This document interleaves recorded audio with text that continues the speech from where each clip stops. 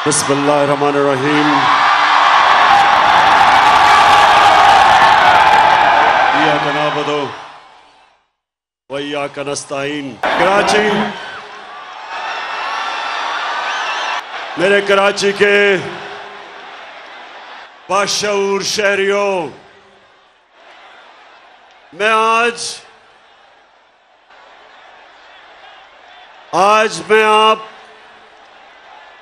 आज जो मैं आपके सामने आया हूं, बड़ी खास बातचीत करने आया हूं, क्योंकि मसला आपके मुस्तकबिल का है। कराची के लोगों, मसला आपके बच्चों के मुस्तकबिल का है। इसलिए मैं आज आया हूं और मुझे बड़ी खुशी है कि आज मैं सारी जगह पाकिस्तान के झंडे देख रहा हूं, क्योंकि मसला तहरीक इंसाफ का नहीं, पाकिस्तान का मसला है।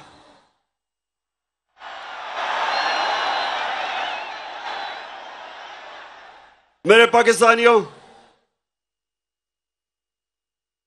ये जो साजिश हमारे मुल्क के खिलाफ हुई, मैं चाहता हूं आप आराम से पहले सुन लें कि ये साजिश थी या मुदाखलत थी। अच्छा, पहले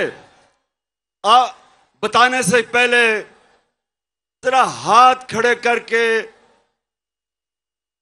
पहले मुझे बताएं कि ये मुदाखलत थी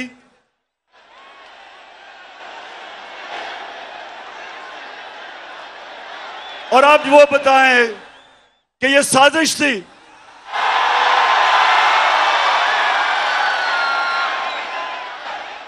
साजिश एक बहुत बड़ी बैनुल अक़वामी सतह के ऊपर इस मुल्क से साजिश हुई है, और मैं थोड़ी सी खामोशी चाहता हूं आपसे कि आप मेरे से सुने कि आपके मुल्क से हुआ क्या है। मैं इससे पहले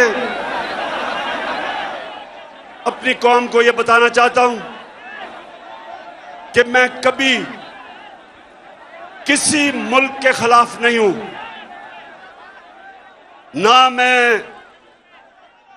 एंटी इंडियन हूं, ना मैं एंटी यूरोपियन हूं, ना मैं एंटी अमेरिकन हूं। मैं इंसानियत, दुनिया में इंसानियत के साथ हूं। मेरा रब रब्बुल आलमीन है, सब इंसानों का खुदा है, और मेरे लीडर रहमतुल आलमीन है, सब इंसानों के लिए रहमत बन के आए थे।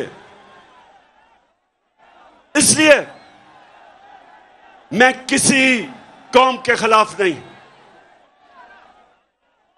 अमेरिका में हमारे सबसे ताकतवर पाकिस्तानी कम्युनिटी है, पाकिस्तानी अमेरिकन। वो बड़ी मजबूत और ताकतवर कम्युनिटी है।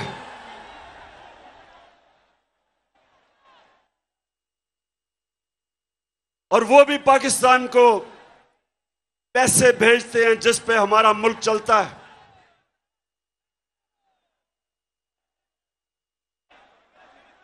लेकिन मेरे पाकिस्तानियों, मैं दोस्ती सबसे चाहता हूं, गुलामी किसी से नहीं चाहता।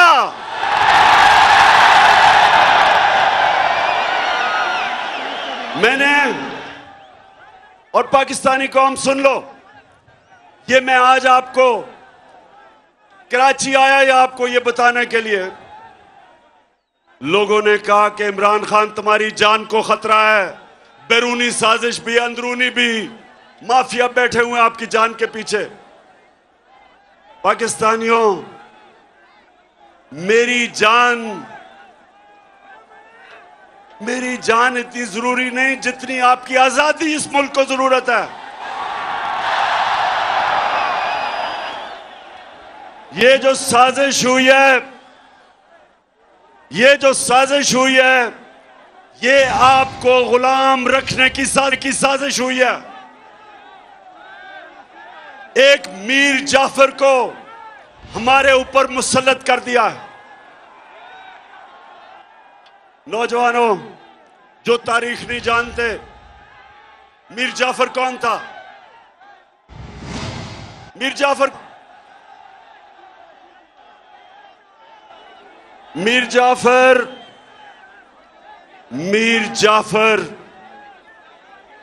वो एक गद्दार था जिसने अंग्रेजों के साथ मिलके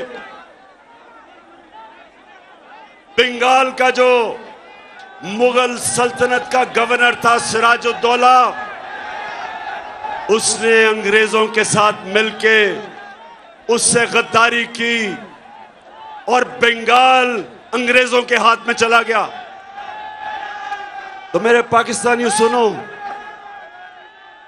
जो मुगल सल्तनत का सबसे अमीर और खुशहाल सूबा था वो बंगाल था, और मीर जाफर की गद्दारी की वजह से वो अंग्रेजों के हाथ में चला गया। जानते हैं उसके बाद बंगाल से क्या हुआ? बंगाल के ऊपर अंग्रेजों ने टैक्स लगाए, किसानों से उन्होंने पैसा निकाला, किसान गरीब हो गए, कहत पड़ गया, करोड़ों लोग कहत के अंदर बंगाल में मरे। जब अंग्रेज आया था तो बंगाल सबसे अमीर सूबा था, और जब वो गया तो सारे हिंदुस्तान में बंगाल सबसे गरीब सूबा रह गया। तो मेरे पाकिस्तानियों, यहां भी एक मीर जाफर हमारे ऊपर मुसल्लत कर दिया गया साजिश के तहत। ये हमारा जो मीर जाफर है,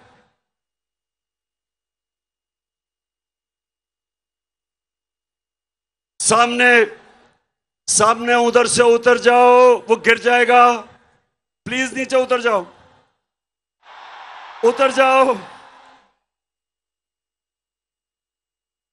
नौजवानों मेरी बात सुन रहे हो?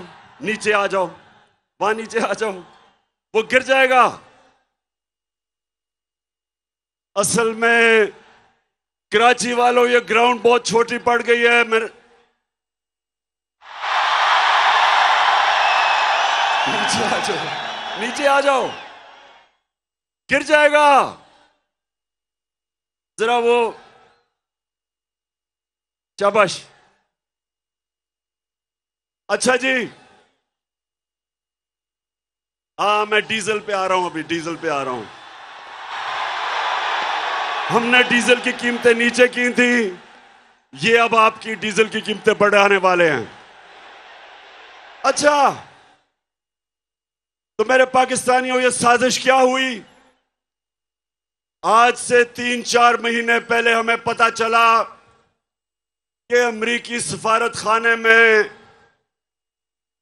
उन्होंने ऑपोजिशन के लोगों से मिलना शुरू किया, और जिन लोगों ने हमारे से अपने जमीर बेच के जो लौटा हुए थे, इनसे भी मुलाकातें करनी शुरू कर दी। और फिर वो कई सहाफी जो खास तौर पे इस साजिश में मुलव्विस थे, वो भी अमेरिकी में एम्बेसी में और सफारत खाने में उनकी भी मीटिंग्स होनी शुरू हो गई।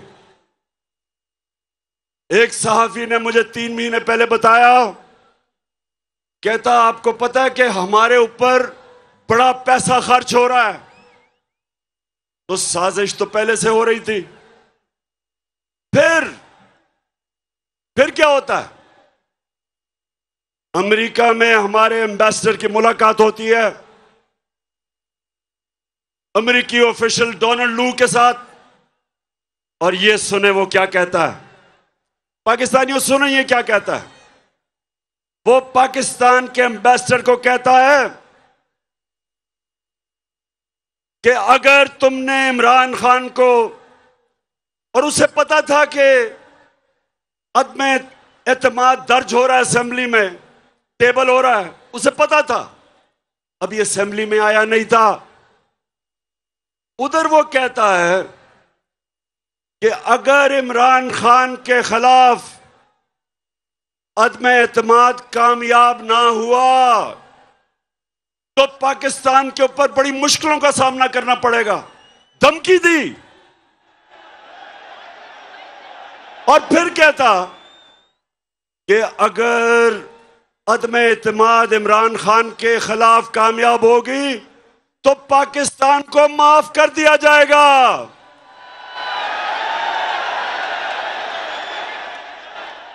पाकिस्तानियों, मुझे ये बताओ कि इससे शर्मनाक धमकी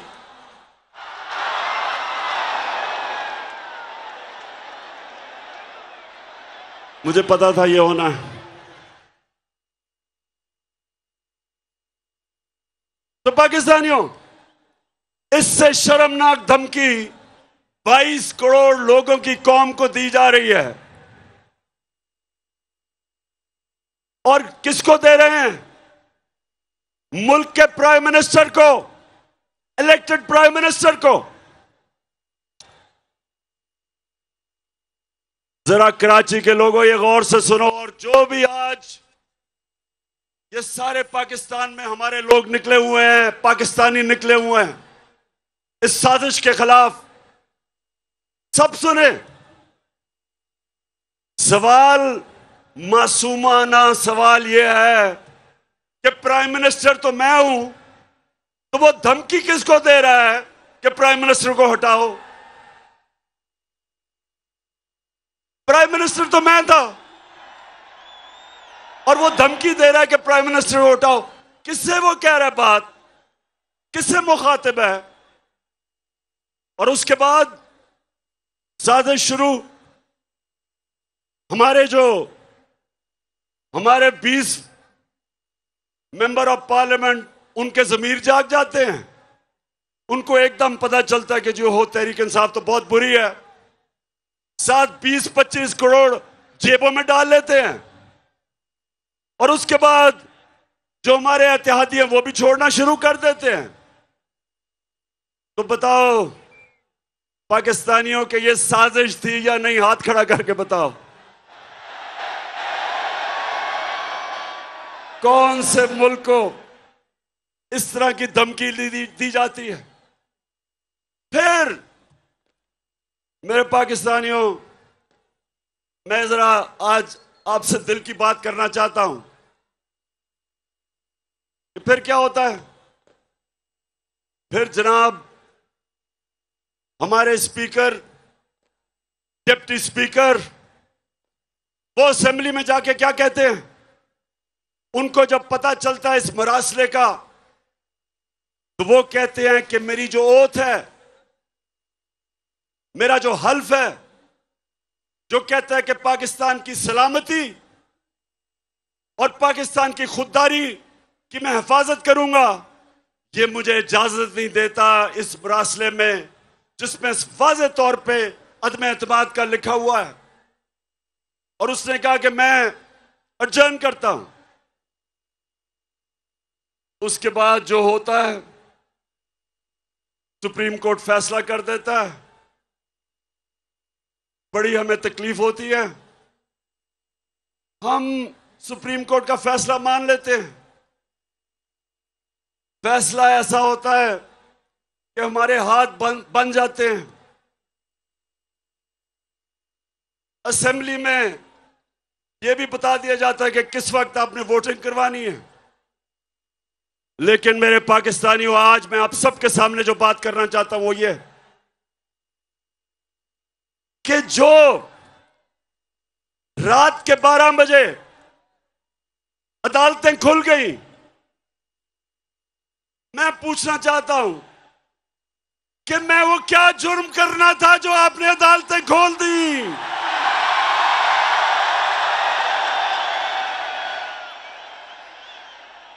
मैं वो पाकिस्तानी हूं जिसने अपनी जमात का नाम इंसाफ की तहरीक रखा।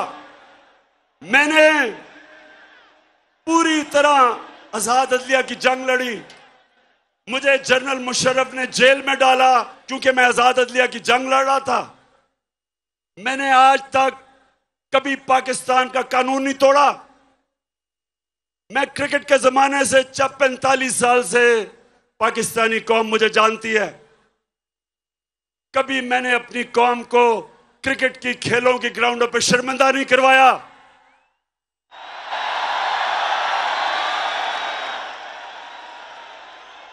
कभी इमरान खान का नाम मैच फिक्सिंग में नहीं आया।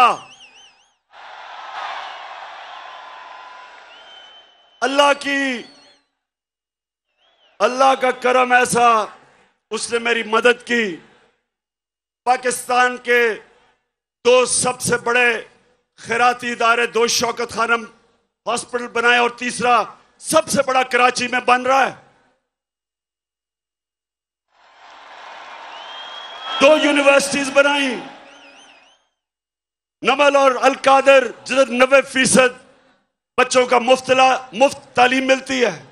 अस्पताल में 75% कैंसर के मरीजों को मुफ्त इलाज होता है। और मुझे पाकिस्तान के सुप्रीम कोर्ट ने सादिक और अमीन का वाहिद सियासतदान हूं।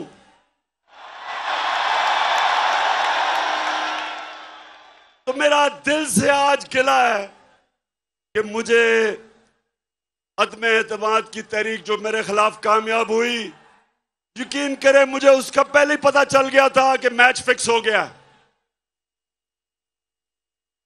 लेकिन जो मुझे तकलीफ हुई कि मेरे खौफ में कि मैं कोई जुर्म कर दूंगा, कोई आइन तोड़ दूंगा, रात के 12 बजे जो अदालतें खोली वो सारी जिंदगी मेरे दिल में बात रह जाएगी।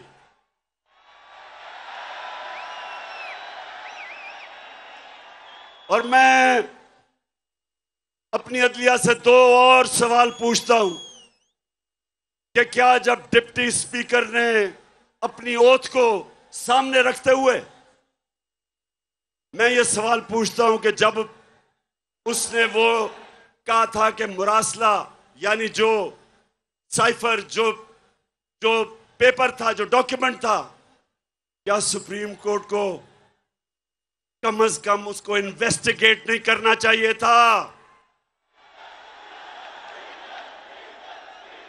इतना बड़ा मुल्क के सदर, मुल्क के प्राइम मिनिस्टर को धमकी मिल रही है कि नो कॉन्फिडेंस कामयाब होगी तो हम ताल्लुकात अच्छे रखेंगे।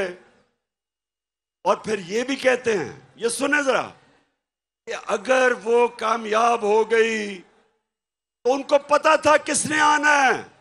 मीर जाफर अचकन सलवा के तैयार बैठा था और उन्हें पता था कि जैसे ही मीर जाफर आएगा तो वो बड़े जूते पॉलिश करने का वो एक्सपर्ट है, चेरी ब्लॉसम।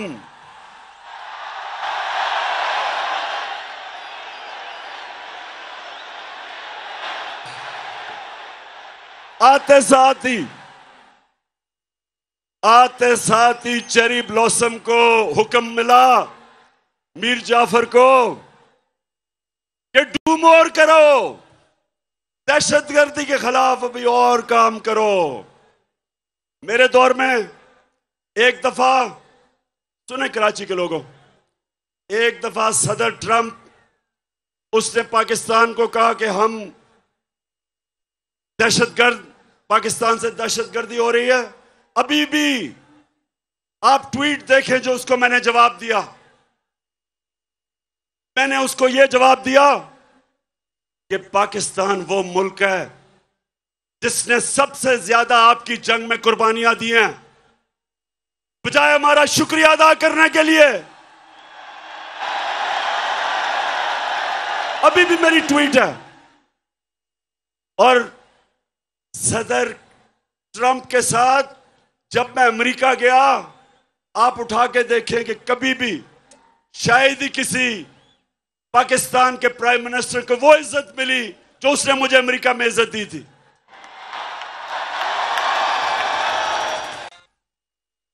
तो मेरे कराची के बाशऊर शहरियों, मैं अमेरिकनों को अच्छी तरह जानता हूं, मैं यूरोपियंस को अच्छी तरह जानता हूं, इन सब सियासतदानों से मैं बेहतर जानता हूं। आप जब अपने मुल्क की दिफा करते हैं, अपने मुल्क के मफादात के लिए आप स्टैंड लेते हैं, वो आप पे प्रेशर जरूर डालते हैं, लेकिन आपकी वो इज्जत करते हैं।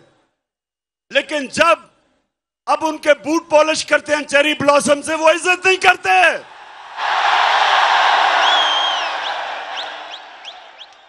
वो और आपको वो और दबाते हैं।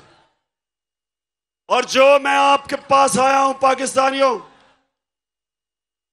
पहले तो मैं अदलिया से आखिरी बात कर दूं कि मैं अपनी अदलिया से दूसरी बात कि रिस्पेक्टेड जजेस, जब एक खुली मंडी लगी हुई थी और बिक रहे थे पॉलिटिशियंस, अपने मैंडेट से गद्दारी, अपने हल्के वाले लोगों से गद्दारी, पाकिस्तान के आईन से गद्दारी, हमारे बच्चों, हमारे नौजवानों के लिए सबके सामने वो लोग जिन्होंने असेंबलियों में जाके पब्लिक को रिप्रेजेंट करना है, जब वो अपने आप को बेच रहे थे, तो मैं अपनी अदलिया से बड़े इज्जत से पूछता हूं कि क्या आपको एक्शन नहीं लेना चाहिए था? आपको सुओ मोटो एक्शन नहीं लेना चाहिए था?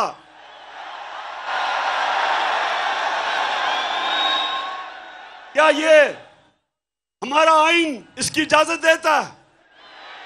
बताएं, इजाजत देता है कि आपसे वोट लेके आए और वहां जाके अपने आप को 20 करोड़ रुपए पे अपना जमीर बेच दें और फिर एक बाहर की साजिश का हिस्सा बन के अब कमेंट करा दें?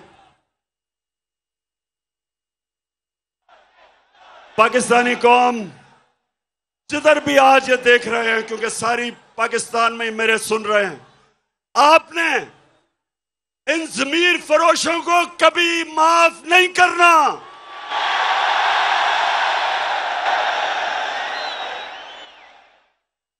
और ये जो पाकिस्तान का मीर जाफर है,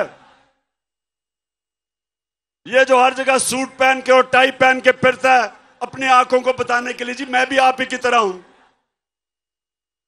इसको मुझे ये बताएं कि ये इंपोर्टेड हुकूमत नहीं, आवाज नहीं आ रही, इंपोर्टेड हुकूमत। मैं अपने सारे पाकिस्तान, जितने भी पाकिस्तानी और बैरून मुल्क पाकिस्तानियों को आज खास तौर पे मैं यहां से आपको सलाम पेश करता हूं कि जिस तरह आप निकले हुए हैं, आप इस साजिश के खिलाफ निकले हुए हैं, मैं आज आपको सलाम करता हूं। तो मेरे कराची के बाशऊर शहरियों और जितने भी पाकिस्तानी आज सारे पाकिस्तान में ये देख रहे हैं, मैं जो आपको पैगाम देना चाहता हूं वो सबसे बड़ा ये है कि अगर ये साजिश कामयाब हो जाती है तो यह याद रखना, कोई पाकिस्तान का प्राइम मिनिस्टर अमेरिका की धमकी के सामने खड़ा नहीं होगा।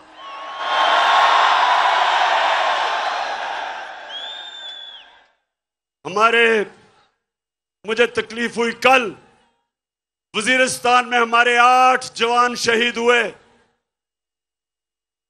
जितने हमारे फौज ने कुर्बानियां दी हैं, ये जो अमेरिका की जंग में हमने शिरकत की, 6,500 हमारे फौजियों ने कुर्बानियां दी, ऑफिसर्स ने दी।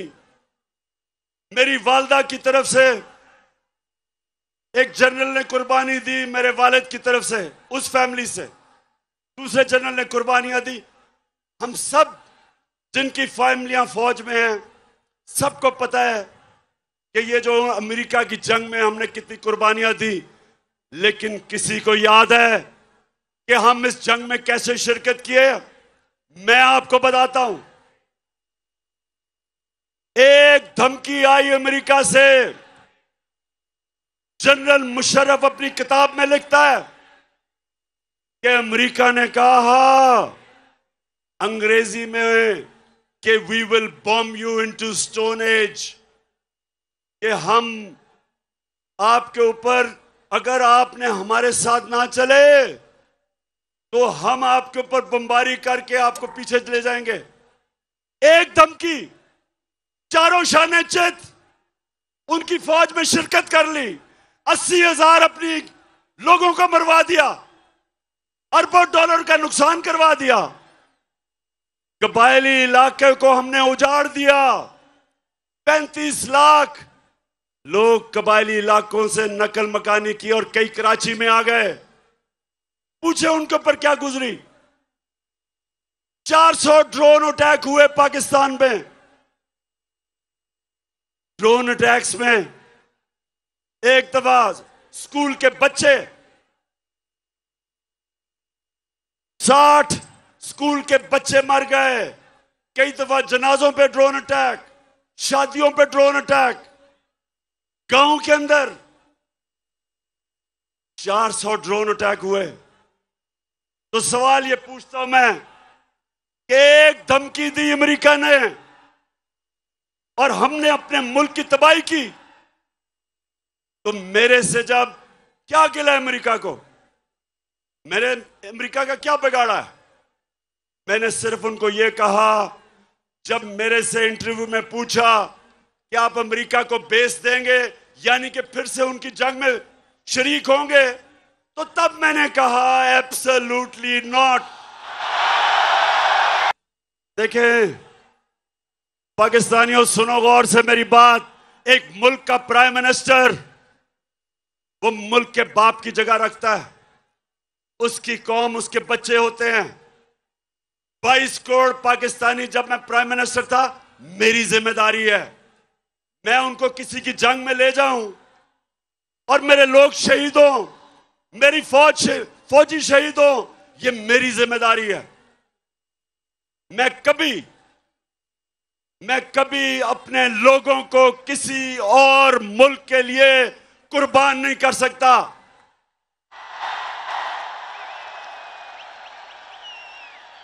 मैं चेरी ब्लॉसम बूट पॉलिश नहीं हूं। मैं इस मुल्क का मीर जाफर नहीं हूं जो बाहर की कुव्वतों से मिलकर मुल्क में साजिश करके एक इलेक्टेड गवर्नमेंट गिरा दे, बाहर से पैसा आए, लोगों के जमीर खरीद ले। मैं नहीं, सुने, मैं पैसा नहीं दे सकता था। हमारी 4 गवर्नमेंट्स थी, 4 हुकूमतें थी हमारी। मैं नहीं पैसा खर्च करके लोगों को वापस खरीद सकता था। मैंने सिर्फ अवाम का पैसा, गवर्नमेंट का पैसा, अवाम का पैसा, मैंने वही पैसा चोरी करके जमीर खरीदने थे। लेकिन मेरे पाकिस्तानियों, मेरे में खौफ खुदा है। मैंने अल्लाह को जवाब देना है।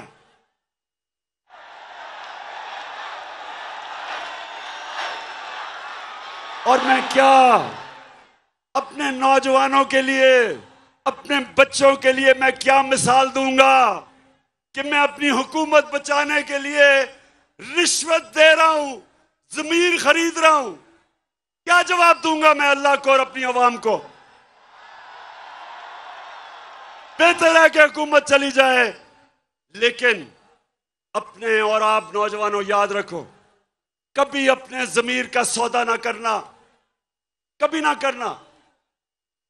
क्योंकि थोड़ी देर तो पैसा मिल जाता है, बाकी जिल्लत ही जिल्लत है। ये अब लोटे जमीर फरोश जब पब्लिक में आएंगे,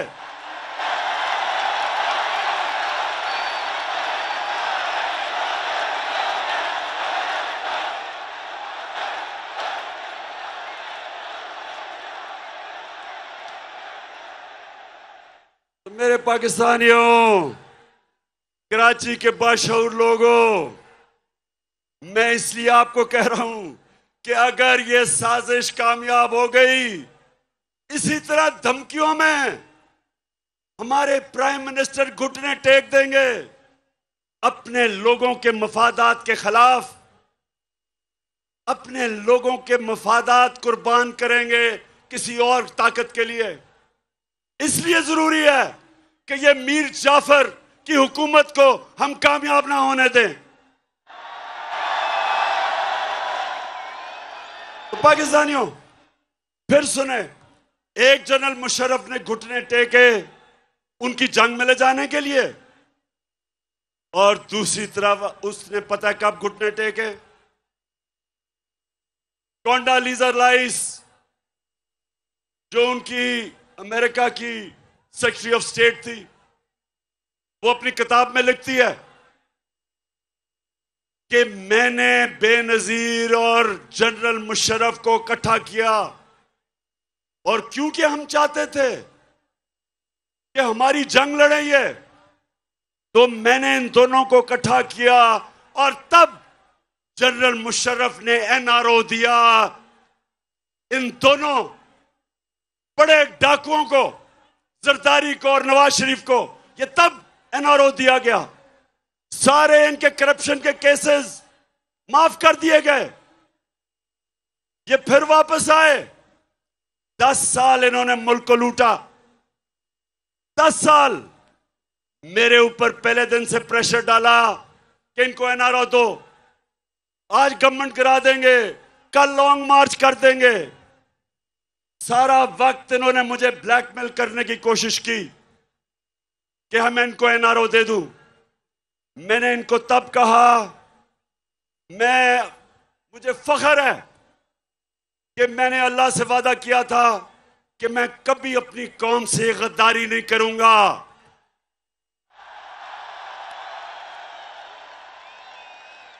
एनआरओ अब क्या हुआ है? जो सबसे बड़ा जुल्म है ये अब मैं आपको बताने लगा हूं। मैं क्योंकि मगरबी माशरे को जानता हूं, आप यकीन करें मेरे पाकिस्तानियों कि शहबाज शरीफ के ऊपर 40 अरब रुपए के करप्शन के केसेस हैं एफआईए और नैब में। 40 अरब।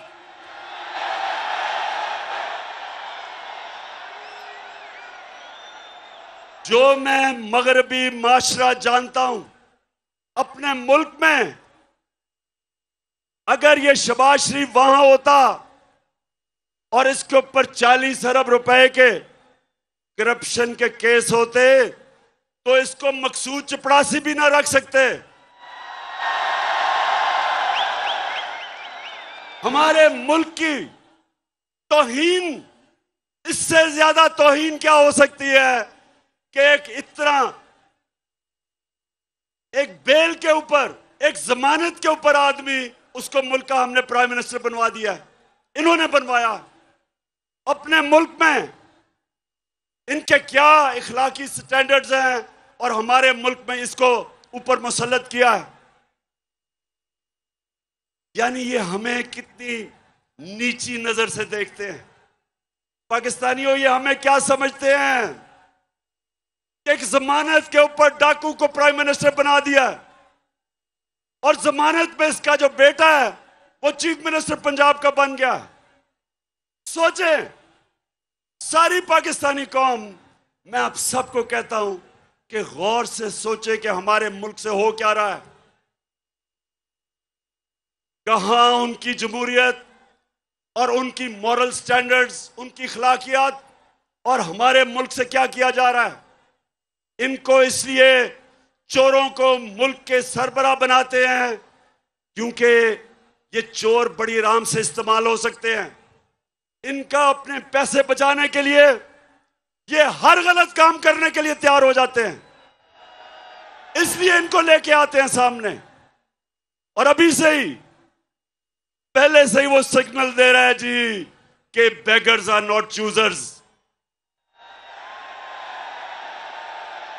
उनको पहले ही पैगाम पहुंचा रहा है कि जो कौम मकरूज होती है उसको गुलामी करनी पड़ती है। शहबाज शरीफ, तुम्हें गुलामी करनी पड़ती है, ये कौम गुलामी नहीं करेगी।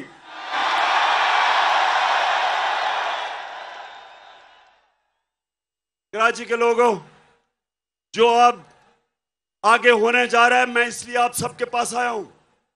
अब ये क्या करेंगे? जब आपने बाहर से साजिश के तहत हमारे ऊपर अमेरिकनों ने इसको मुसल्लत कर दिया है, अब ये क्या करेगा? सबसे पहला काम इसने क्या किया कि जो 16 अरब के इसके ऊपर केसेस थे, जो नौकरों के नाम पे इसने 16 अरब रखे हुए थे, जिस FIA ने इन्वेस्टिगेट किया था, जिस ऑफिसर ने, सबसे पहले इसने उसको फारग किया, सबसे पहले उसको निकाला है। फिर लाहौर नैब पे इन्होंने फिर आदमी लेके आया है जो इनके केस खत्म करेगा और दूसरों के ऊपर केस बनाएगा, इंतकामी कार्रवाई करेगा। ये है पाकिस्तानियों, ये है पाकिस्तान जिधर आज खड़ा कर दिया है कि वो लोग जो 30 साल से मुल्क को लूट रहे थे, उनको वापस मुसल्लत किया हमारे ऊपर। और वो अब क्या करेंगे कि हमारे दौर में जिन ऑफिसर्स ने बड़ी मुश्किलों से, ऑफिसर्स डरते थे इनके खिलाफ एक्शन लेते हुए, तो जिन ऑफिसर्स ने इनके खिलाफ अपनी ड्यूटी करते हुए इनकी चोरी पकड़ी थी, अब उनके ऊपर इंतकामी कार्रवाई होगी। क्या मिसाल जाएगी बाकी गवर्नमेंट ऑफिसर्स को, ब्यूरोक्रेट्स को? सब डरेंगे, सब डरेंगे इनके कभी भी आगे ताकतवर के ऊपर एक्शन लेते हुए। कराची के बाशऊर लोगों और सारे पाकिस्तानी जो देख रहे हैं, हमेशा हमारे नबी सल्लल्लाहु अलैहि वसल्लम की हदीस याद रखो। उन्होंने कहा आज से तकरीबन 1500 साल पहले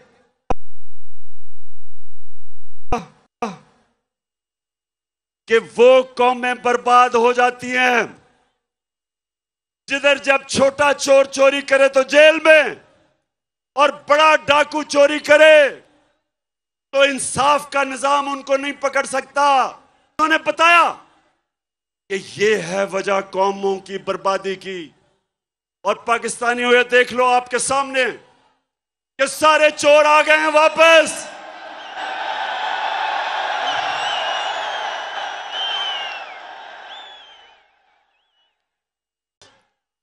जो मास्टरमाइंड था इस सारी साजिश का, लंदन में बैठ के जो ये सारी साजिश कर रहा था,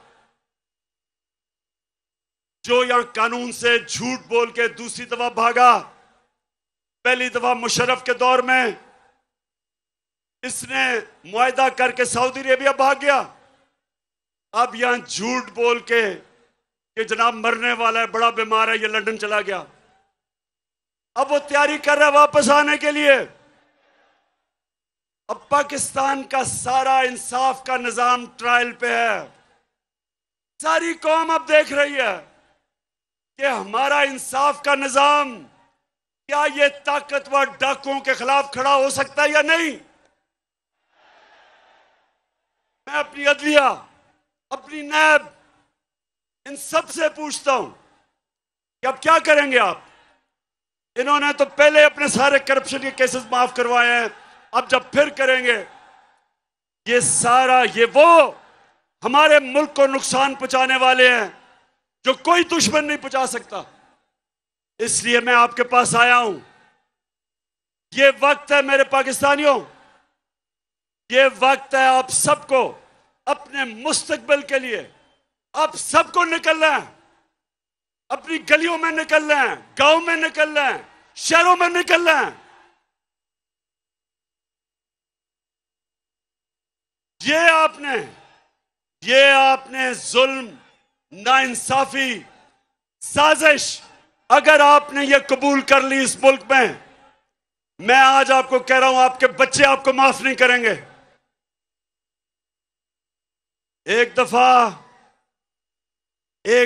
एक कौम करप्शन को बुरा नहीं समझती। जब वो करप्शन को एक्सेप्ट कर जाती है, जब बुराई को बुरा नहीं समझती, तो वो कौम की तबाही हो जाती है, वो कौम नहीं बचती। मौलाना रूमी ने यही कहा कि जब कौम अच्छे और बुरे की तमीज खत्म करती है मर जाती है। हमारे लिए ये एक डिफाइनिंग मोमेंट है। मैं फिर से कहता हूं कि मुझे बड़ा काजी आपके खिलाफ साजिशें हैं, आपकी जान को खतरा है, मेरी जान से ज्यादा पाकिस्तान को खतरा है। ये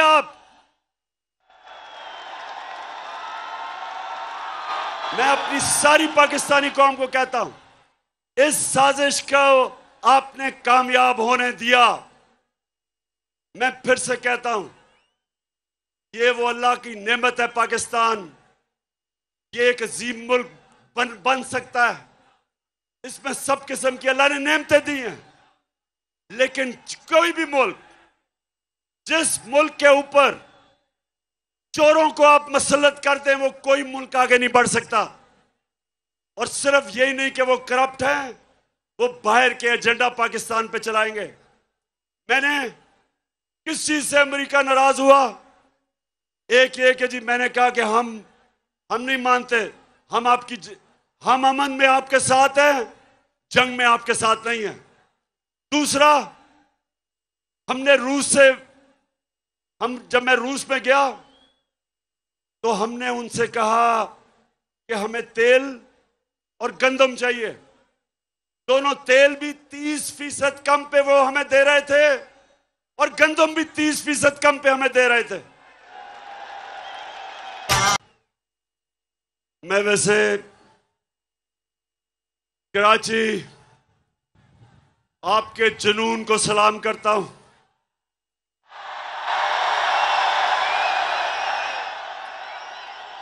आपके शऊर को सलाम करता हूं।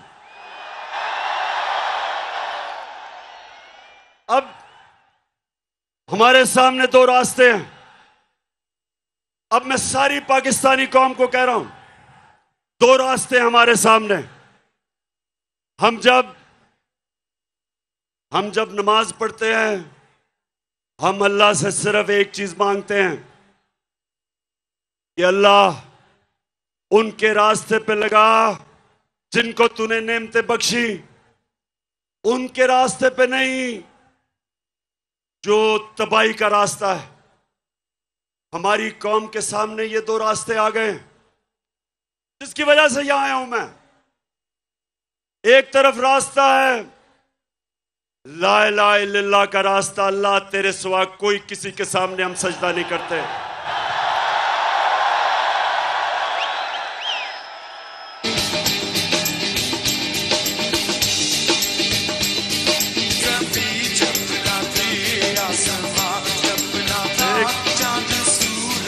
एक कि अल्लाह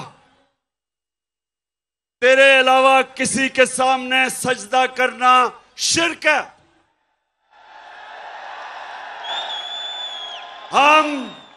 अमेरिका, हम इनसे दोस्ती कर लेंगे, लेकिन इनसे के सामने गुलामी नहीं करेंगे।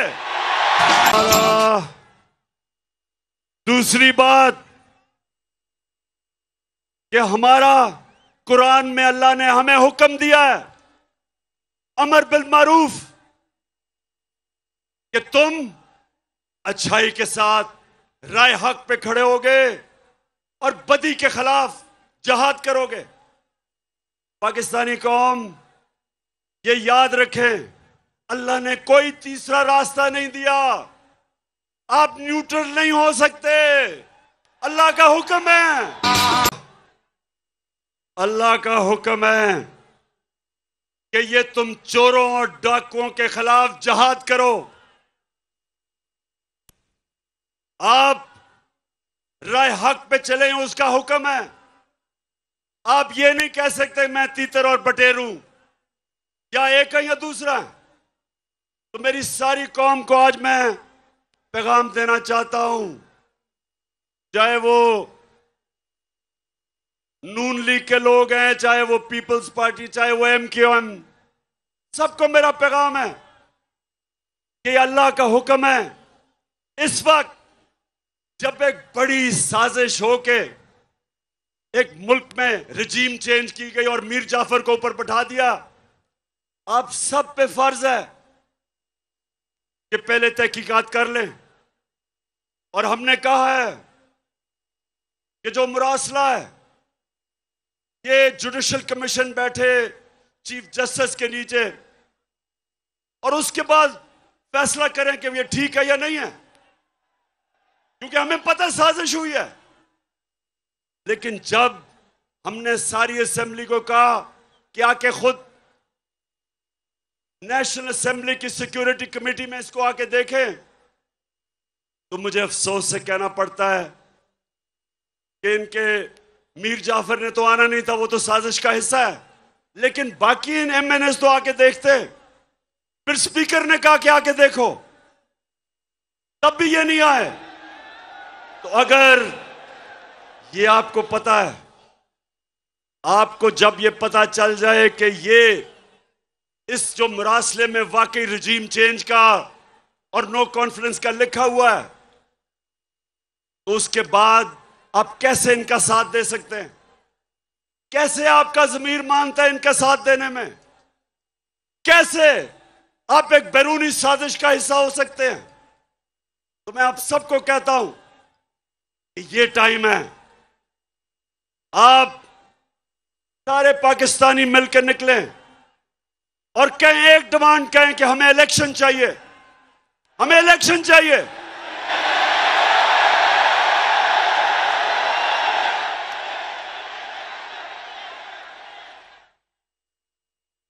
हमें इलेक्शन चाहिए।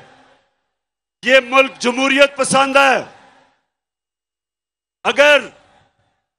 अगर ये वाकई लोग इस मीर जाफर को पसंद करते तो इलेक्शन में जीत जाओ, लेकिन ये कभी इलेक्शन नहीं करवाएगा। ये इलेक्शन इसलिए नहीं करवाएगा कि इसने पहले आके हर किस्म की इंतकामी कार्रवाई करनी है। मैं आज सारे पाकिस्तानियों को बता रहा हूं कि इन्होंने ये जो foreign funding case Pakistan Tehreek Insaf पे डाला है, इससे कोशिश करेगा कि किसी तरह मैच से ही बाहर हो जाए तहरीक इंसाफ। बात सुनो पाकिस्तानी मीर जाफर, गौर से बात सुनो। मैं ये चाहता हूं कि तुम्हारी पार्टी का, पीपल्स पार्टी का और तहरीक इंसाफ का इकट्ठा हमारी फंडिंग का केस इकट्ठा सुना जाए। और मैं आप सबके सामने दावा करता हूं, मैं ये दावा करता हूं कि सिर्फ एक पार्टी की पॉलिटिकल फंड रेजिंग है पाकिस्तान की तारीख में, और उसका नाम तहरीक इंसाफ है।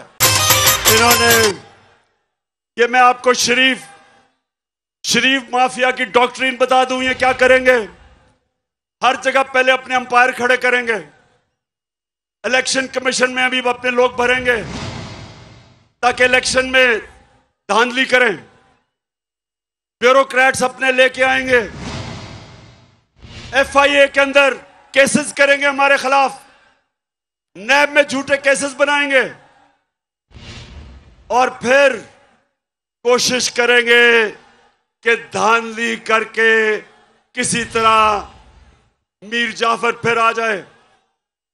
मैं आज सारे पाकिस्तान को कहना चाहता हूं कि हम मजबूत इदारे चाहते हैं। हम नहीं चाहते कि हमारे इदारों को किसी तरह कोई कमजोर करे। मजबूत इदारे से मजबूत कौम बनती है। लेकिन ये जो करने जा रहा है, जो इन्होंने हमारे सोशल मीडिया के लोगों को पकड़ा, मेरा पैगाम सुन लो कि अगर हमें दीवार से लगाया तो मुल्क को नहीं, आपको नुकसान पहुंचेगा। मेरी जमात और जितने भी हमारे लोग निकल रहे हैं, मेरा सबको पैगाम है कि हमने पुरअमन रहना है। हमने कभी किसी किस्म की टकराव की सियासत नहीं करनी। हमारे ही लोग हैं, हमारी पुलिस है, हमारी फौज है, हमारे इदारे हैं। हमने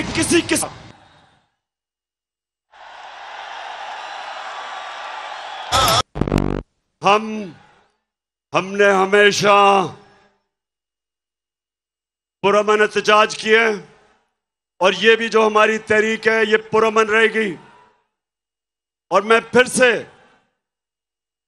ये खबरदार करना चाहता हूं कि कोई ऐसी चीज ना करना कि ये तहरीक तब्दील हो, क्योंकि मैं किसी किस्म का अपने मुल्क को नुकसान नहीं देखना चाहता, ना किया है और ना इंशाल्लाह कभी हम होने देंगे।